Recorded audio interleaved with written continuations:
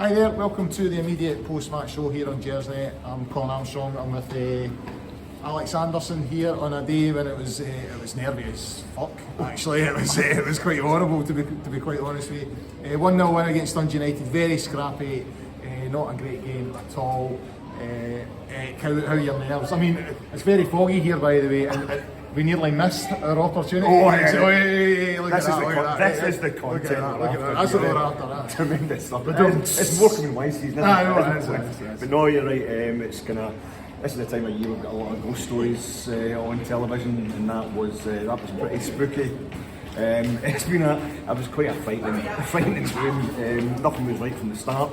Nothing was right. There was something that wasn't quite right from the start. Yeah. We only say it. There was a funny shape about us. I think what today's proved more than anything else is that the sitting two isn't really working. You know, having the two laboratory test conditions. John Lundstrom goes off at half time. It just leaves Glenn Kamara in there on his own again, and that's when we seem to step up a gear. We weren't, again, we were far from perfect in the second half, but we just changed the whole momentum. We were starting to get one shot on goal, really, a kind of altogether in the first half. I can remember anyway, right at stroke at half time. But after that, we were getting more in about them. And even after we got the goal, United started to come back into it a bit, and they end up hitting the bar towards the end. It's just nerve all round. Yeah, I mean, I think there's obviously the talk about Joe Rebo. If he was booked today, he was missing the Celtic game, so I think that's the reason why he was left at the side. But it was obvious that we were missing him for long periods. Lundstrom came in and he's kind of, I wouldn't say in a bad game, but really struggling to impose himself in games at the moment. He is. I don't know how much of it is about the system, the formation that Gio sometimes plays. The one he started off with at Easter Road as well. We had the sitting two. It was Davis and Kamara that night.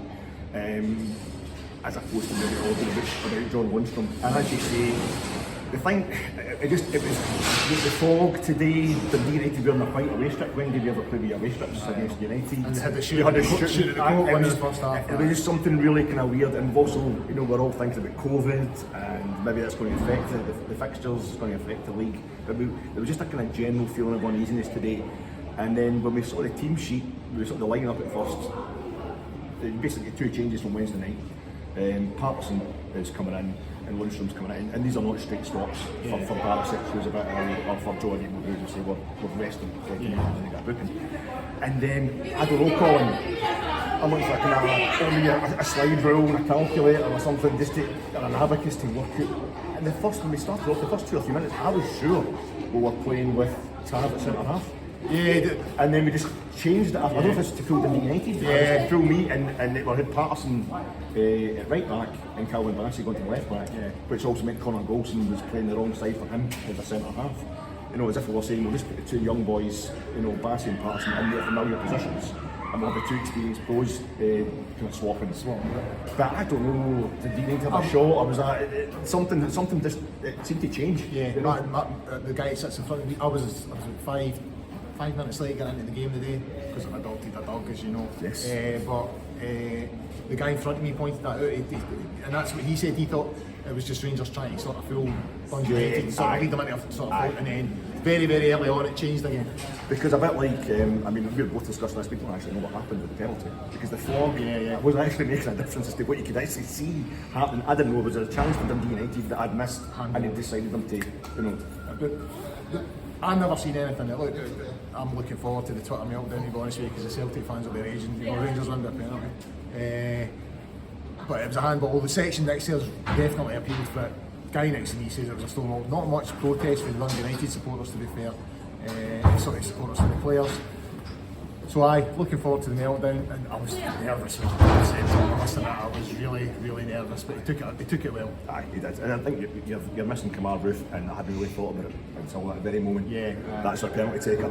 He's not there today, and Tav's going to have to step up again. And as I say, it was just a general feeling of nervousness. No offence to Tav, a superb captain. It's the pie shop. You can see me standing outside and I'm thinking he's going to get the pies, get a shot of him. But no, Tav stood up like a true captain and slotted it away. And then suddenly we were remembering who the referee was as well. And we're thinking Dundee United had Craig Moore, I think their player was injured. He had clash with Hadji. He'd been down for a good 3 minutes before he got taken off. A lot of substitutions. We're thinking this is a day we don't want. 7 minutes injury time. 5 minutes injury time. and I should point out it was a head clash, but for some reason he was limping off, and then he had to get a stretcher off. I don't know quite what was going on there. But I mean, 3 points, that's all that matters. We extend the league, put the pressure back in Celtic, and we're getting through these December fixtures quite well. That's it. Listen, we've been hypercritical here. You know, we have to tell you everything that went wrong because Rangers were expected to win.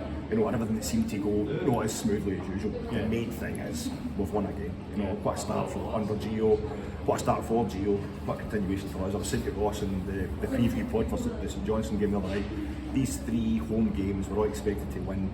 Rangers are expected to win. That's you're earning your column. That's where bread and butter. I've been happy with 3 1-0s, so that's just a 2-0 and a 1-0. I'll take another 1-0 because this team tends to raise themselves for the big away games. Yeah. You know, I've got less fear about the end than I have about games like today. You know, I think maybe a bit of that fear was present in the whole crowd, maybe transmitting itself to the players. But we got through it, Colin. This is it. We'll keep the record going, and we're stretched away psychologically. We're now 7 points in front of our neighbours. Another clean sheet as well. You know, Yes. as much. Yes. I think we should emphasise some of the positives of the game today. And even although, I mean, Dundee Utd hit the bar right at the death, and it was a squeaky bum moment at that point. But other than that, you know, despite the fact that we're looking like we're struggling to break them down, we never looked like we were going to concede today. No, we had that shaky moment right at the end where they kind of dropped the ball into the bar thing. But even then, I think that was kind of more down to us almost. Yeah. You know, and I think McGregor was getting it. He was getting it. He absolutely was getting it. But I just feel as if, like you're saying, we don't want to come out and be negative about today because you, me, our cameraman here, we all feel total relief because we're keeping that run going. You know, and these are the kind of games where I think if you're going to lose a title, these are the kind of games where it happens. Yeah. And that's the thing to take away from this. We've got through that. We've had a sticky spell. We had a sticky game at Easter Road. We had a sticky spell today, and we've come through the 2 and the 3 points and a clean sheet. Yep. All right. So get on tomorrow night's live show. So at 9:30, Ross is hosting. He's joined by Ian Duff and Gary Valentine. This is my last one before Christmas. So have a happy Christmas, guys. We'll see you all on Boxing Day. Bye for All now. the best, folks.